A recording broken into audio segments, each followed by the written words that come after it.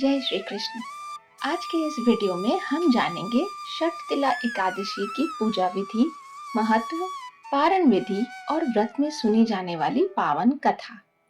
षटतिला एकादशी माघ महीने के कृष्ण पक्ष में आती है और इस दिन भगवान विष्णु की पूजा 6 प्रकार से तिल का उपयोग करके की जाती है, जिससे सभी पाप नष्ट होते हैं और सुख समृद्धि मिलती है। इस व्रत में तिल का दान, भगवान विष्णु की पूजा, विष्णु सहस्त्र नाम का जाप और तिल मिश्रित भोजन का सेवन महत्वपूर्ण है। साथ ही व्रत के दौरान झूठ, निंदा और छल कपट से बचना चाहिए। आइए अब जानते हैं इस व्रत की विधि। जल में थोड़ा तिल मिलाकर सुबह सवेरे स्नान करें। भगवान विष्णु और लक्ष्मी की मूर्ति के सामने दीप जलाएं और गंध, पुष्प, धूप, दीप से पूजा करें। पूजा में तिल का उपयोग करें। तिल का उपटन लगाएं, तिल का पानी पिएं, तिल से बने व्यंजन खाएं और तिल का ही दान करें। उड़द दाल और तिल की खिचड़ी बनाकर भगवान विष्णु को भोग लगाएं। ओम नमो भगवते वासुदेवाय मंत्र का जाप करें और विष्णु सहस्त्र नाम का पाठ करें। तिल, अनाज और गर्म कपड़ों का दान करना विशेष फलदायी होता है। दिन भर झूठ, निंदा, छल कपट से बचें और भगवान विष्णु के नाम का स्मरण करें। और अब जानते हैं पारण विधि।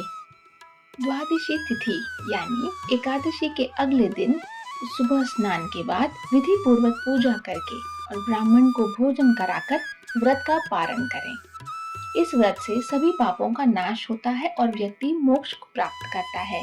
धन धान्य और सुख समृद्धि की प्राप्ति होती है। यह व्रत भगवान विष्णु को अत्यंत प्रिय है और इस माह में की गई पूजा विशेष फल देती है।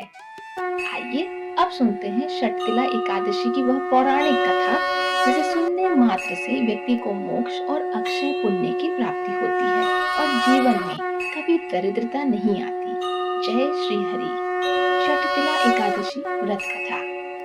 एक समय दालभ्य ऋषि ने पुलत्स्य ऋषि से पूछा कि हे महाराज, पृथ्वी लोक में मनुष्य ब्रह्म हत्या आदि महान पाप करते हैं, पराय धन की चोरी तथा दूसरे की उन्नति देखकर ईर्ष्या करते हैं।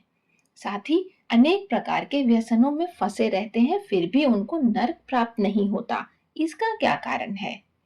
वे न जाने कौन सा दान पुण्य करते हैं जिससे उनके पाप नष्ट हो जाते हैं। यह सब कृपा पूर्वक आप कहिए। पुलत्स्य मुनि कहने लगे कि हे महाभाग, आपने मुझसे अत्यंत गंभीर प्रश्न पूछा है। इससे संसार के जीवों का अत्यंत भला होगा। इस भेद को ब्रह्मा, विष्णु, रुद्र तथा इंद्र आदि भी नहीं जानते, परंतु मैं आपको यह गुप्त तत्व अवश्य बताऊंगा। उन्होंने कहा कि माघ मास लगते ही मनुष्य को स्नान आदि करके शुद्ध रहना चाहिए।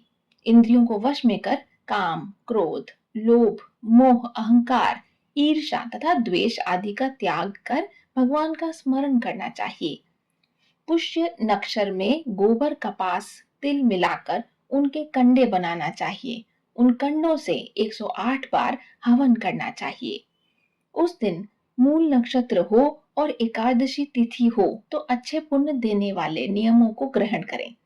स्नान आदि नित्य क्रिया से निवृत्त होकर सभी देवताओं के देव श्री भगवान का पूजन करना चाहिए और एकादशी व्रत धारण करें। रात्रि को जागरण करना चाहिए। उसके दूसरे दिन धूप, दीप, नैवेद्य आदि से भगवान का पूजन करके खिचड़ी का भोग लगाएं। तत्पश्चात पेठा, नारियल, सीताफल या सुपारी का अर्घ देकर स्तुति करनी चाहिए कि हे भगवान, आप दीनों को शरण देने वाले हैं, इस संसार सागर में फंसे हुओं का उद्धार करने वाले हैं। हे पुंडरीकाक्ष, हे विश्वभावन, हे सुब्रमण्य, हे पूर्वज, हे जगतपते, आप लक्ष्मी जी सहित इस तुच्छ अर्घ को ग्रहण करें। इसके पश्चात जल से भरा हुआ कुंभ यानी घड़ा ब्राह्मण को दान करें तथा ब्राह्मण को श्यामा गौ और तिल पात्र देना भी उत्तम है। तिल स्नान और भोजन दोनों ही श्रेष्ठ हैं। इस प्रकार जो मनुष्य जितने तिलों का दान करता है उतने ही 1000 वर्ष स्वर्ग में वास करता है। पहला तिल स्नान, दूसरा तिल का उपटन, तिल का हवन, तिल का तर्पण, तिल का भोजन, तिलों का दान। ये तिल के 6 प्रकार हैं। इस प्रयोग के कारण यह षटतिला एकादशी कहलाती है। इस व्रत के करने से अनेक प्रकार के पाप नष्ट हो जाते हैं। इतना कहकर पुलत्स्य ऋषि कहने लगे कि अब मैं तुमसे इस एकादशी की कथा कहता हूँ। एक समय नारद जी ने भगवान विष्णु से यही प्रश्न किया था और भगवान ने जो षटतिला एकादशी का महात्म्य नारद जी से कहा, सो मैं तुमसे कहता हूँ। भगवान ने नारद जी से कहा कि हे नारद, मैं तुमसे सत्य घटना कहता हूँ, ध्यान पूर्वक सुनो। प्राचीन काल में मृत्यु लोक में एक ब्राह्मणी रहती थी। वह सदैव व्रत किया करती थी। एक समय वह 1 मास तक व्रत करती रही। इससे उसका शरीर अत्यंत दुर्बल हो गया। यद्यपि वह अत्यंत बुद्धिमान थी, तथापि उसने कभी देवताओं या ब्राह्मणों के निमित्त अन्न या धन का दान नहीं किया। इससे मैंने सोचा कि ब्राह्मणी ने व्रत आदि से अपना शरीर शुद्ध कर लिया है, अब इसे विष्णु लोक तो मिल ही जाएगा। परंतु इसने कभी अन्न का दान नहीं किया, इससे इसकी तृप्ति होना कठिन है। भगवान ने आगे कहा, ऐसा सोचकर मैं भिखारी के वेश में मृत्यु लोक में उस ब्राह्मणी के पास गया और उससे भिक्षा मांगी। वह ब्राह्मणी बोली, महाराज, किस लिए आए हो? मैंने कहा, मुझे भिक्षा चाहिए। इस पर उसने एक मिट्टी का ढेला मैंने भिक्षा पात्र में डाल दिया। मैं उसे लेकर स्वर्ग में लौट आया। कुछ समय बाद ब्राह्मणी भी शरीर त्याग कर स्वर्ग में आ गई।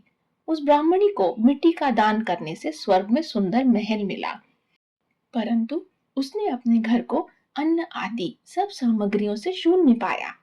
घबराकर वह मेरे पास आई और कहने लगी कि भगवान, मैंने अनेक व्रत आदि से आपकी पूजा की, परंतु फिर भी मेरा घर अन्न आदि सब वस्तुओं से शून्य है। इसका क्या कारण है? इस पर मैंने कहा, पहले तुम अपने घर जाओ। देव स्त्रियां आएंगी तुम्हें देखने के लिए।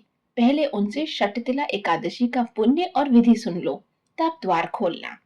मेरे ऐसे वचन सुनकर वह अपने घर गई। जब देव स्त्रियां आईं और द्वार खोलने को कहा, तो ब्रह्माणी बोली, आप मुझे देखने आई हैं तो षटतिला एकादशी का महात्म्य मुझसे कहो। उनमें से एक देवस्त्री कहने लगी कि मैं कहती हूँ।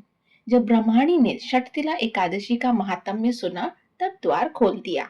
देवांगनाओं ने उसको देखा कि न तो वो गांधर्वी है और न आसुरी है, वरन पहले जैसी मानुषी है। उस ब्राह्मणी ने उनके कथनानुसार षटतिला एकादशी का व्रत किया। इसके प्रभाव से वह सुंदर और रूपवती हो गई तथा उसका घर अन्न आदि समस्त सामग्रियों से युक्त हो गया। अतः मनुष्यों को मूर्खता त्याग कर षटतिला एकादशी का व्रत और लोभ न करके तिल आदि का दान करना चाहिए। इससे दुर्भाग्य, दरिद्रता तथा अनेक प्रकार के कष्ट दूर होकर मोक्ष की प्राप्ति होती है। बोलो लक्ष्मी नारायण भगवान की जय।